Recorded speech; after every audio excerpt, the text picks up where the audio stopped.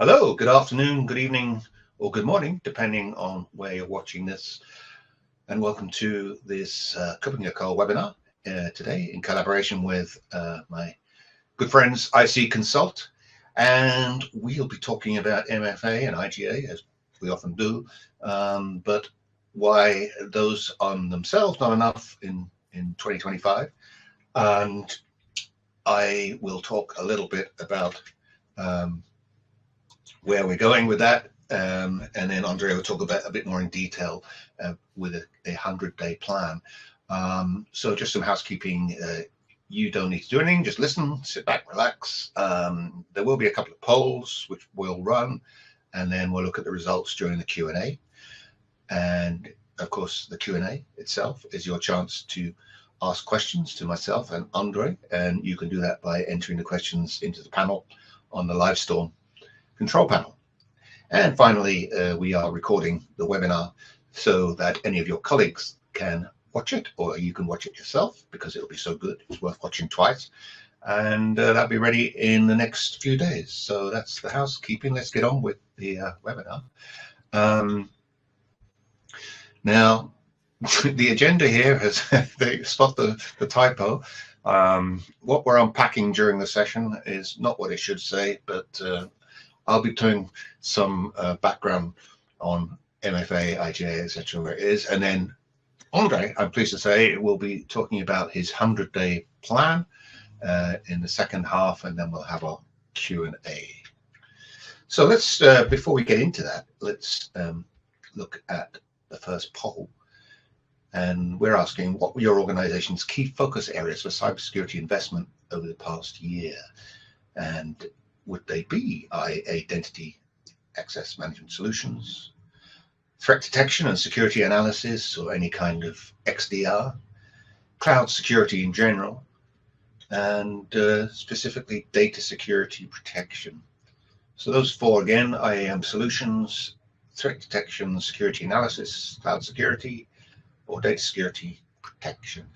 So that will keep running in the background while I get into the first part of the webinar. Now, we are actually, for those of you in the UK and possibly in Europe as well, you probably will have heard about the attack on Marks and Spencer's, the well-known British food and clothes retailer, which has cost them something like £300 million. It's caused the stock price to submerge, and the damage is still ongoing. So, like, if you are like me, a shopper at Marks and Spencer's, many of their food items are still not available, and many of their clothes items aren't available, and their online operation is not available. So you can imagine the damage that this is doing. Now, the reason I bring it up is because this attack, like so many, was based on identity. And it wasn't so much that MFA and IGA were being bypassed. It was a good old-fashioned piece of social engineering that, just like the attacks a couple of years ago in Las Vegas, the attackers managed to dupe a human-based support line saying that they need to change their passwords, and were granted new passwords, had straight access into Marks and Spencer's. So what that shows is that we, even when we put in place sophisticated MFA and IGA, that if it's not done properly, then we can easily fall prey to such attacks. And it's really quite sad that this has happened and caused so much damage by something that could have been so easily prevented. I'm not going to judge Marks and Spencer's on this. The investigations are still going on internally for them, so I'm sure at some point we will know exactly what happened, but we do know that this attack was caused by an identity theft situation. And that's just generally the pattern that we're seeing now in cyber attacks on major organizations, major corporations, hospitals, things like that. That the attackers are no longer trying to bash their way in, going straight to the networks of devices, but are actually looking at the identity layer and using various techniques to see how they can get in through using an identity. And often that involves either stealing that identity or piggybacking alongside a genuine identity and spoofing that, and then getting access sideways to stuff. So I'll keep saying this, but I think that in some ways, we in our industry need to think a lot more about the basics of what we're doing, the basics of identity access management, the basics of privilege access, etc., rather than focusing on perhaps technologies coming down the line in 5 to 10 years, which will make everything wonderful. Because if even right now in 2025, a company like Marks and Spencer's can be attacked so easily, it means that every business can be. So the thing about IAM right now is that it is designed for access control. I mean, that's what it is, identity access management. It wasn't designed for threat detection. It wasn't designed to say, hang on a sec, guys, this identity checks out, but it seems to be coming from a weird place. They seem to be looking at stuff they don't normally look at. And it is on its own inadequate against modern attack vectors. But again, it's also inadequate if it's not used. if it's not even deployed, then your attack vector can be pretty old-fashioned, let alone modern. Plus, identity access management is a one-way ticket. It doesn't have as yet recovery and response capabilities or any form of mitigation, which allows the attack to be analyzed, to be stopped in case it happens again, and so on. So there are some limitations. Identity access management is very, very good, and it's got a lot better. But you know, it still isn't the whole package. And Andre will talk a little bit more about what you can do to improve that through the acquisition of different technologies, different policies, etc. So we need to start thinking about strengthening the identity layer. So for example, the identity layer isn't just a directory, it isn't just Windows directory, it isn't just enter and things, it isn't just a list of identities.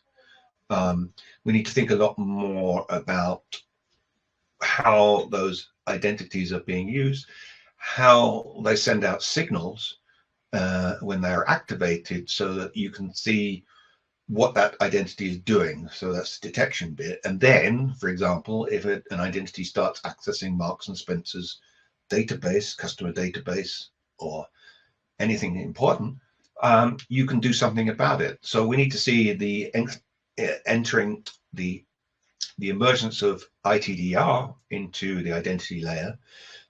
And my friend privilege access management, which has been around for many, many years, but is still critical in adding an extra layer so that you can control those assets, those libraries, those databases, those servers, etc., those web servers that should only be accessed by certain identities, whether they're machine or humans. And privilege access does that for you. Now, I'm not going to go into great detail about privilege access, but privilege access simply means that you have an extra layer of protection against access to privileged assets. Of course, that is changing as well, because the type and scale of both privileged assets and the identities that are allowed to access them is changing very, very rapidly, and AI is also having an impact on that. So we also need to move from simply reactive. So even identity threat detection and response is reactive, but we need to have more resilient identity security, so that the unknown, or what potentially the risks of everything that could happen, should be built into a layer of the identity, so that if these situations happen, and of course it's difficult to guess what an attack may be, but I think the history shows that attackers tend to use the same sorts of attacks. They're not quite as advanced as you're often told by vendors, for example. For example, Marks and Spencer's. So it's well known that the type of phishing attack, social engineering attack is going to be used. So why haven't we built a layer into an extra level of security into the identity layer, which would detect that? Now, risk management has kind of a muddy reputation in cyber security circles.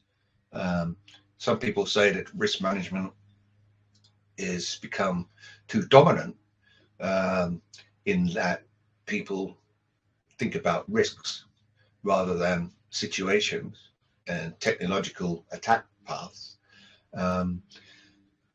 But for me, risk management is still important. You know, it's better to think about the risks, add in those likely attack paths into that risk strategy, and then align your identity access management with that. So yes, there can be a lot of fluff involved in risk management techniques, and certainly some organizations see a risk management exercise as simply, okay, we thought about it, yeah, we'll okay, that could happen, but don't do anything to stop it happening, which is not great risk management. That's just sort of risk assessment.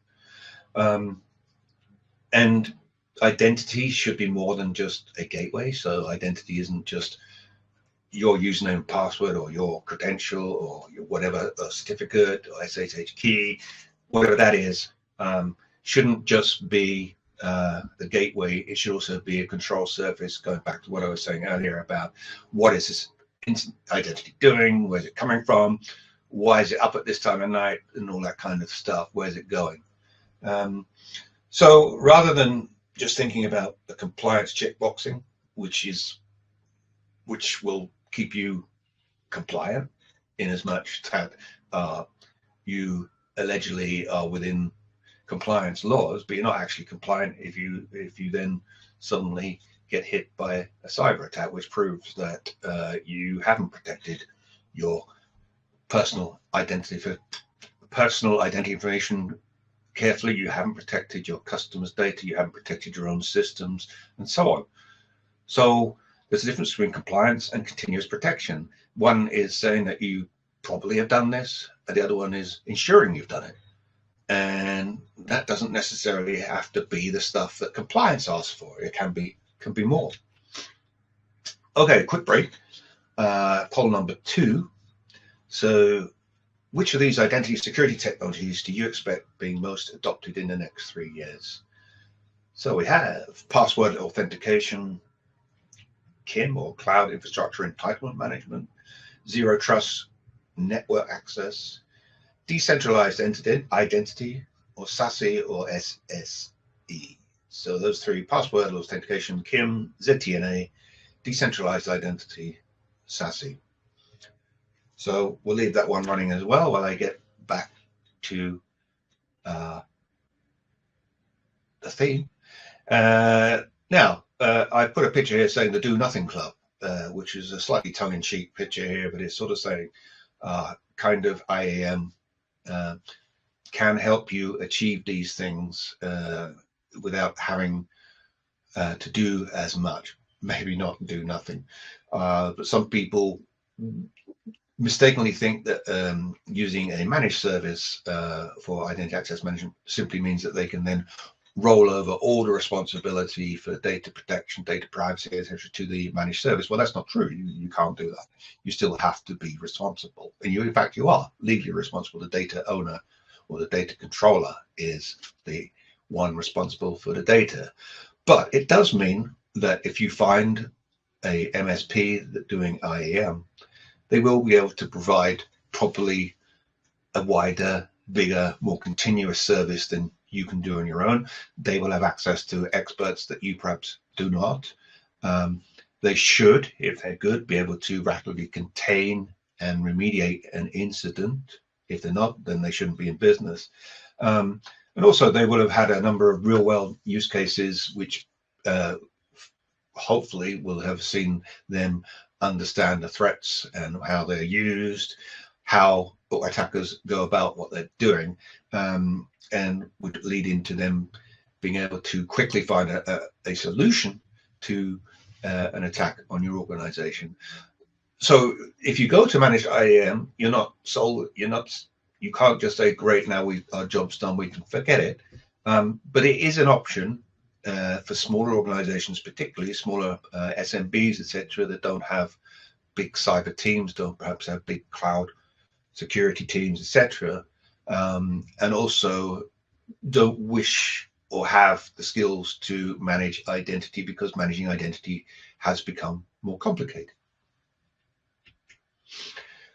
So this is where I hand over in a minute to Andre, and what we're talking about is not magic, but it involves work. But if you work with a IAM provider, so MSP provider, for example, they should be able to do stuff like this as part of what we're calling 100-day identity resilience plan. So they should be able to look at your IAM posture. They should be able to read it, assess it, see where the gaps are, see what should be done to close those gaps, and see where your areas of vulnerability and risk are. They should be able to, if needed, deploy ITDR tools. And if you don't have privileged access at the moment, you will probably find you do need it, because even the smallest organizations now and will have or allow access to stuff which is critical in terms of what it does, what it leads to. And don't forget, we're all in one massive supply chain. So your small SMB, it might not have an awful lot real estate, IT real estate, but you are connected to something bigger. And that's exactly what happened to Marks and Spencer's. The attackers came through a third party. So at some point, most companies are a third party to another. So privileged access management is hugely important. Don't let anyone tell you that privileged access is yesterday's technology, because it isn't. It's just changing in the form that it takes, but privileged access is still privileged access. And then finally, part of this could be to train your own people on identity incident response. There's lots more to talk about, and I'll let Andre now, and I'll hand over to Andre to tell you more about the 100-day plan. So welcome, Andre. Let's talk about what you can do. I think it's crystal clear that the identity layer is really a cornerstone when it comes to safeguarding the enterprise. It's protecting the IT assets, it doesn't matter where they are. At the same time, it is not just the new perimeter. No, it's unfortunately, as you pointed out, Paul, it's also attack surface. And at the same time, it is the loot for the attacker. Marks and Spencer already informed their customers that unfortunately customer data has been exposed. So attackers got hands on that. And this is now perfect starting point for a lot of identity theft. So that's something what we also have to be aware of. Paul, you mentioned PAM several times, and having a PAM tool is absolutely crucial. But what we often notice is that the limitations come in that access via PAM is not always enforced everywhere. So we are protecting a few assets via PAM, and then a large area is out of scope or to do for the future. And then it is not completely leveraged there. So when it comes to the 100-day plan, the first important thing is really to structure, to structure and understand the landscape. And let me provide you some insights into that. So typically we have the area to really protect assets, and that's an area in which we are applying multi-factor authentication, of course, phishing resistant, and having least privilege paradigm applied, IGA tools in place, and so on and so forth. But there are other phases we have to focus on as well. And I would like to start with identification. Here is it about getting, first of all, a good understanding how your identity attack surface looks like, because today it is not enough to think about, hey, what services do I expose to the internet? What ports are open? What applications are running there? Because remember what was happening to Ticketmaster, for instance, last year. Snowflake was a kind of entry point for the attacker, so a SaaS service outside.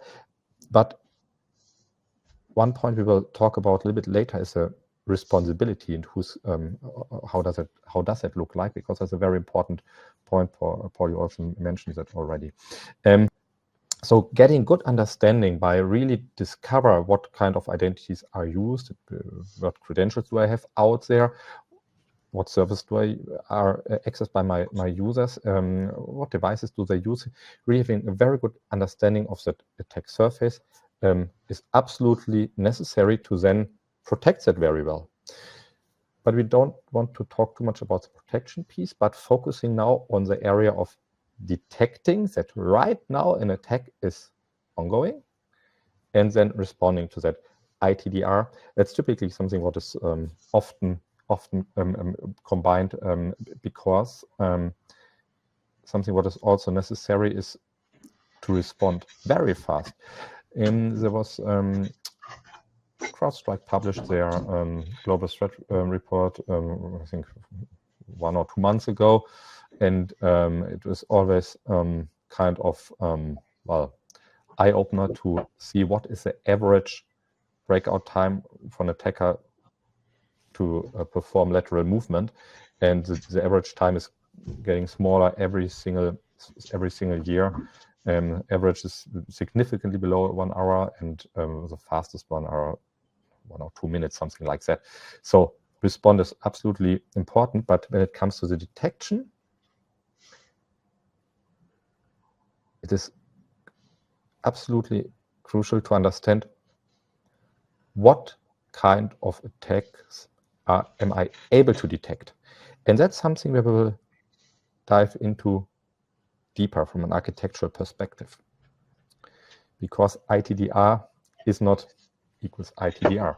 There are a lot of different things going on, and that's something that is important of an architectural understanding and looking into the different areas. And then the area you hopefully never need to have, the recovery part. Because if you are in that situation, then the attack was very successful in bringing your whole IT infrastructure down.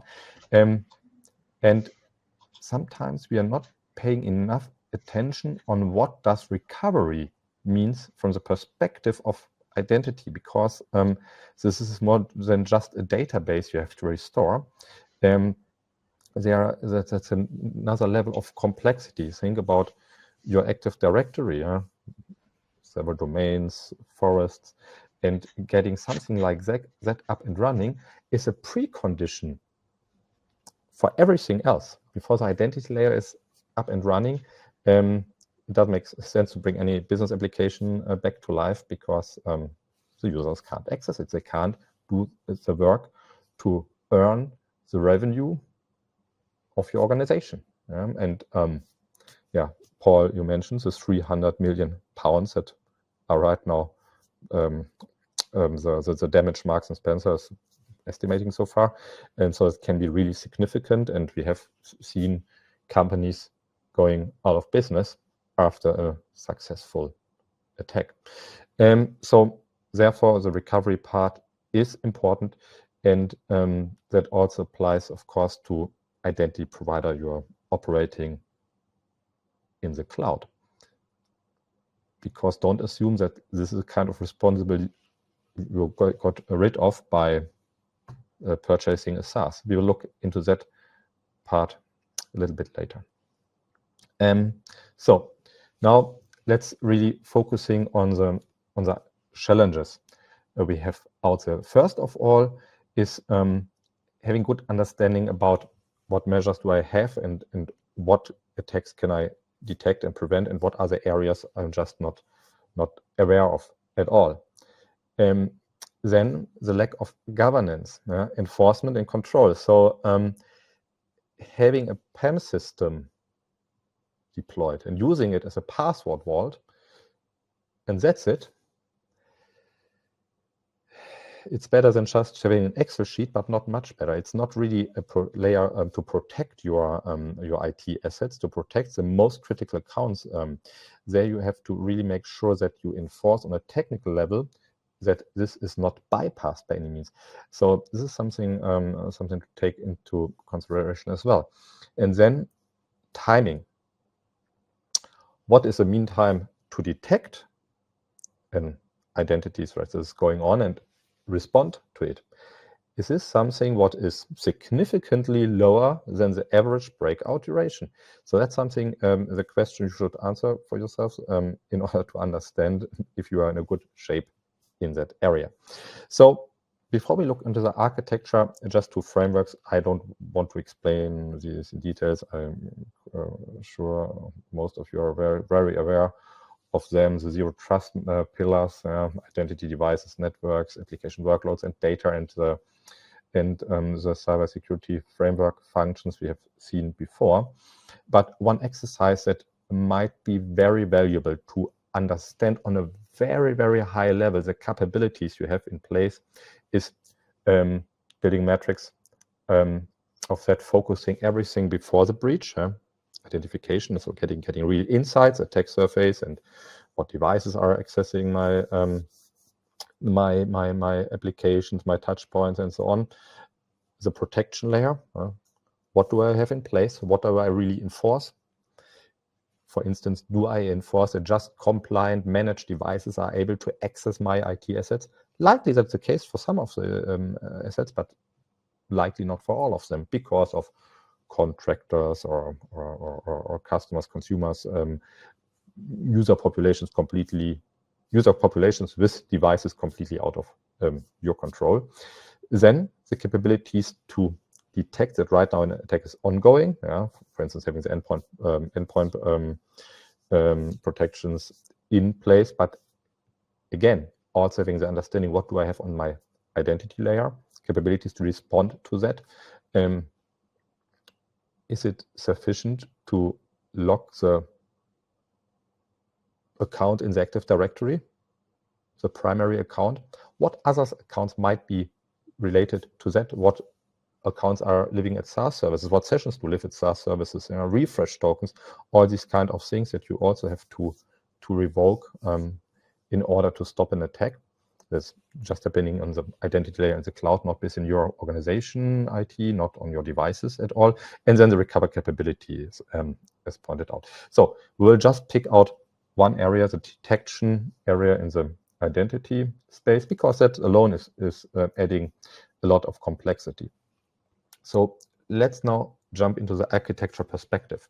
So we have a user accessing resources. It might be SaaS, it might be on-prem or on your infrastructure, and that are connected to a modern identity provider in the cloud via protocols like SAML, OpenID Connect, OAuth, or are using Kerberos, or still things like NTLM might also be the case.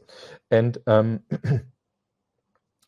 if we are now talking about ITDR or identity threat protection, then the first important step is we are looking into that market, the solutions out there. First important thing is to understand what kind of how is that solution working, what kind of threats does that solution detect.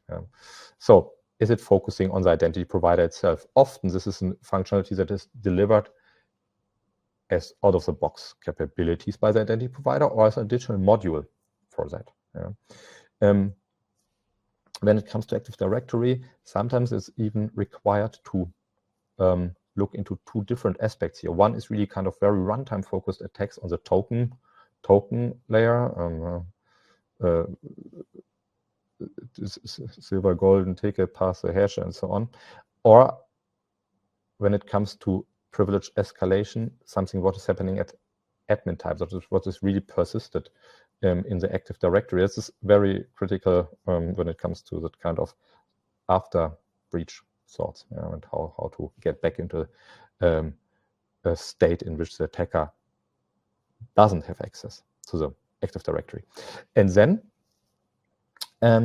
solutions that are focusing on the identity layer of SaaS applications, really leveraging the user events that are happening there. For instance, what is going on if a user is accessing, so reading all the documents he has access to, modifying all the documents, purging the history of them, yeah, likely in ransomware attack. Yeah, he's right now, the attacker is right now encrypting everything, right? So just user behavior that gives a high level of evidence, so it's really kind of indicator of compromise regarding SaaS service out there.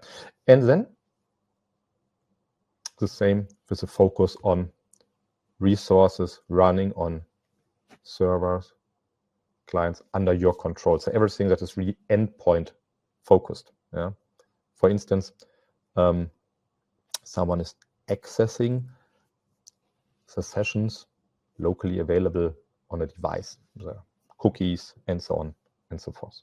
So that's something. So that's a kind of high-level overview. Last part here is really kind of leveraging the outside threat intelligence, because the attackers are highly professional.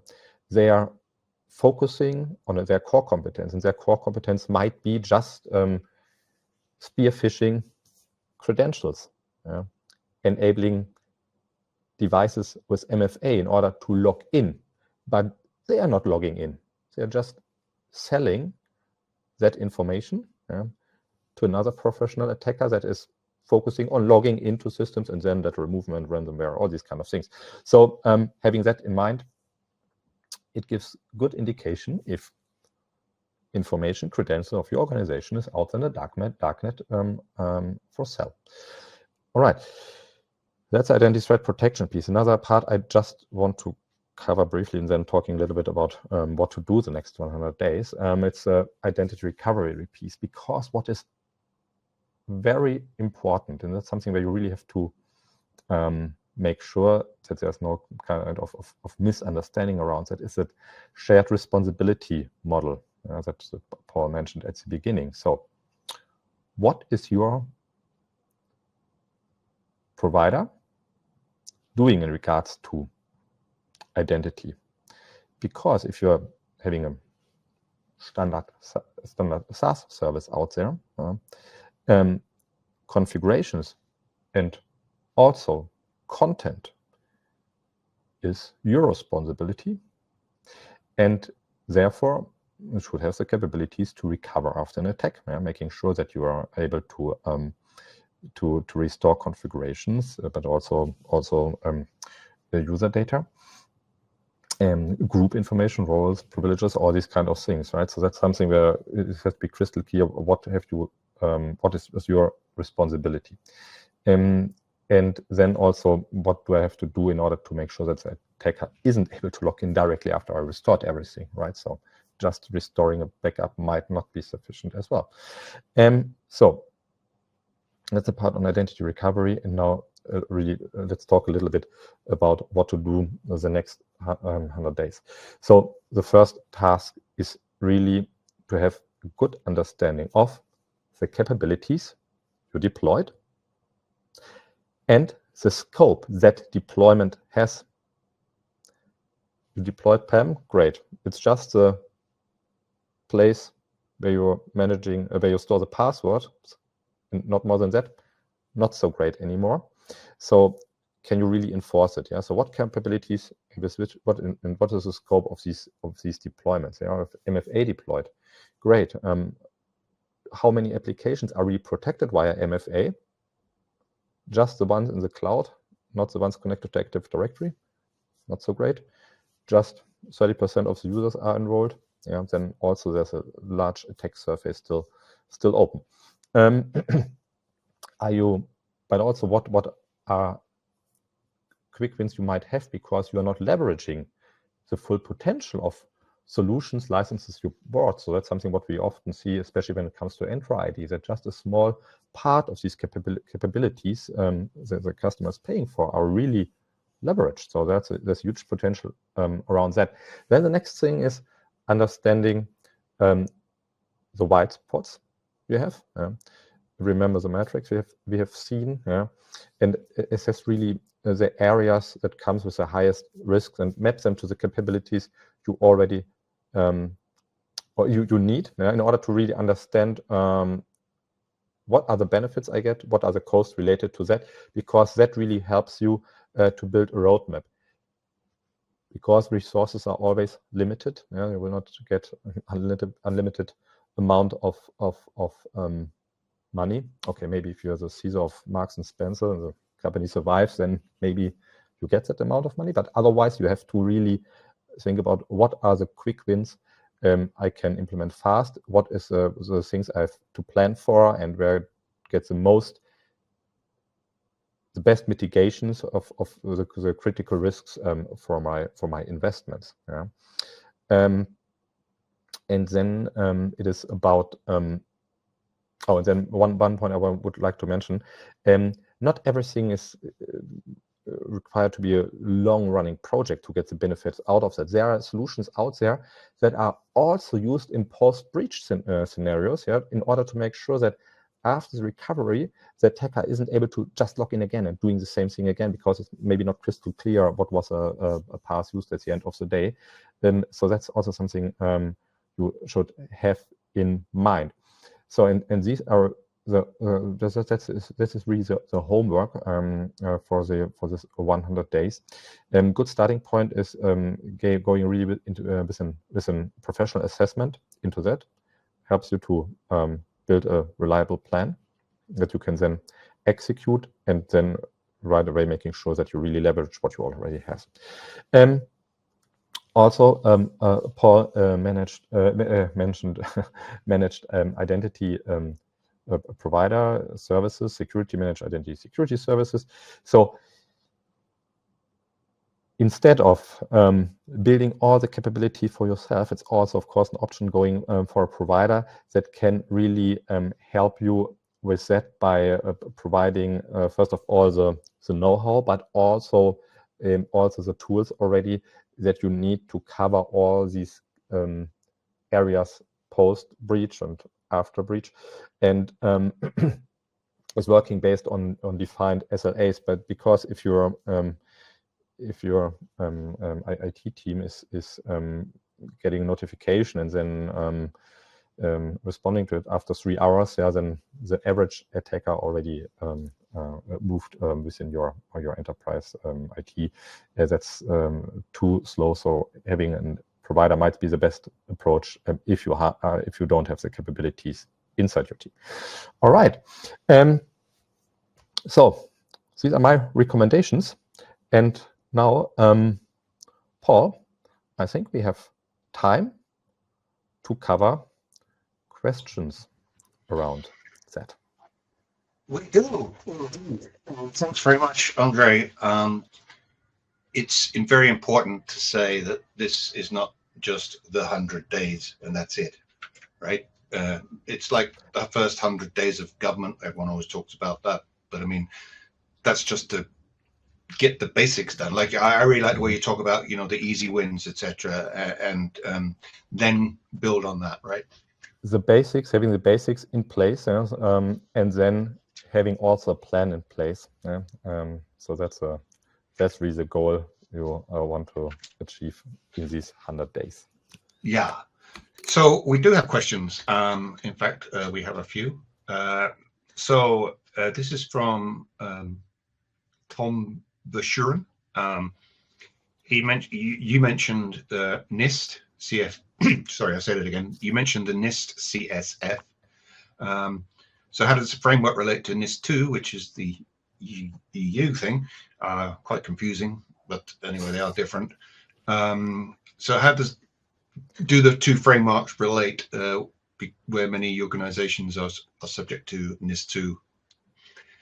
So yeah, that is one of the problems, I guess, that we do have overlapping frameworks. We do have overlapping sort of governance and compliance, but I would imagine that NIST 2 is the one that's of more relevance to EU-based companies initially. Yeah, well, of course, because it's that's really kind of regulatory you have to comply to, right? And that's but when it really comes to kind of guidance, how do I tackle these challenges? Then NIST with the CSF and is providing very valuable tools around that. At the end of the day, our experience is when it comes to the technical implementations that you have to do in order to protect your IT infrastructure, they are not forcing you doing completely different things. It's more about how you're really mapping controls or things you implemented to regulatory requirements. Yeah, so that's something where you have to work on. But when it really comes to the technical solid foundation, there's not a huge difference around different regulations in these regards. Yeah. Okay. The next question is, what are the most effective strategies to ensure identity resilience in a hybrid environment with both on-prem and cloud identity systems? So that's quite a big question, but you could maybe just in a nutshell, give some strategies to follow, and perhaps they could follow up with you afterwards, or sort of more detailed description. Yeah, well, first of all, I would recommend targeting for solutions that have broader set of functionalities, so that you have one solution that helps you to provide resilience around your on-prem system, at the same time for your SaaS and identity systems you have in the cloud. That might not always be possible, but I would say that area is developing very fast, and there are solutions out there that are not just focusing on that one single Active Directory piece, but really helping you also with your cloud identity. So we are often during the assessment phase working with different vendors to make sure that there's a crystal clear understanding what is fitting best into a client's organization. So we happy to support there and providing then possible solutions that fit to that combination of systems that are relevant.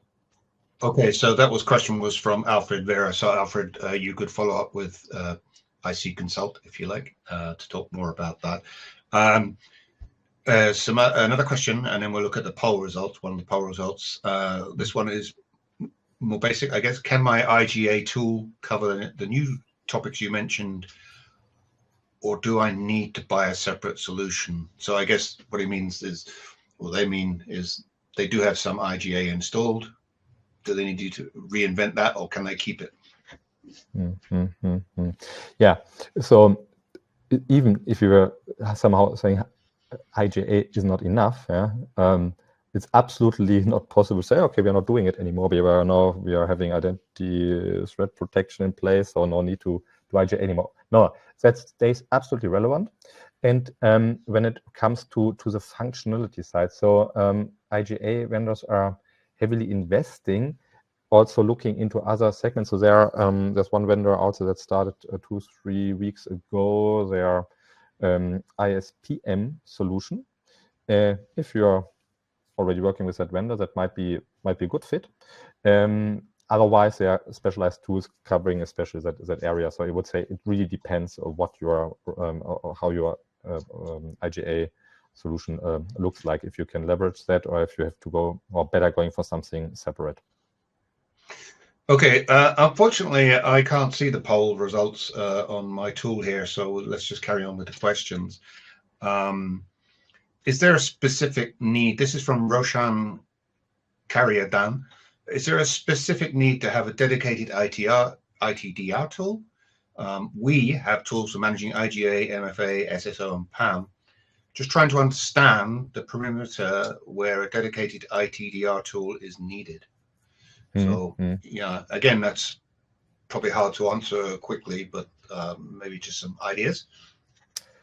Again, it depends on what tools you deployed for these different functionalities. I say there's a likelihood that they can cover some of these, some of the ITDR functionalities. Remember the slide I showed with 5 or 6 different architectures when it comes to ITDR.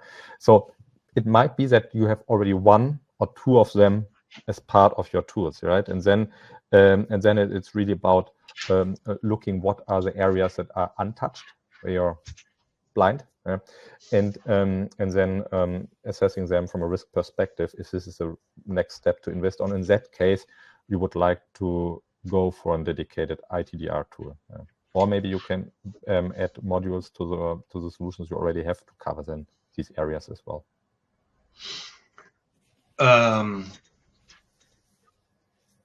Would you recommend running? I don't think. Would you recommend running a separate identity provider instance as a hot standby? So, just in case the one that you're running falls over, etc.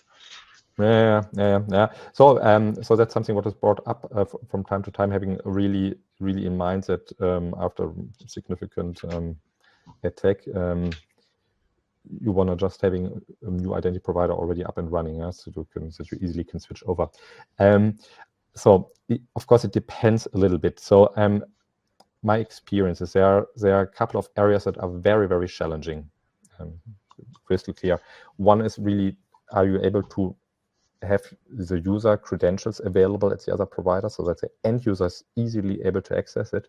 And if you're just saying, that's not a problem, I'm synchronizing the passwords, then you have another problem, right? Because password authentication isn't sufficient. So if you have something phishing resistant in place, like passkeys and or FIDO2, then it might be very challenging, because this is really bound to a domain. So it's possible, but there are a lot of things you have to take into consideration. But the other hard part are the application landscape.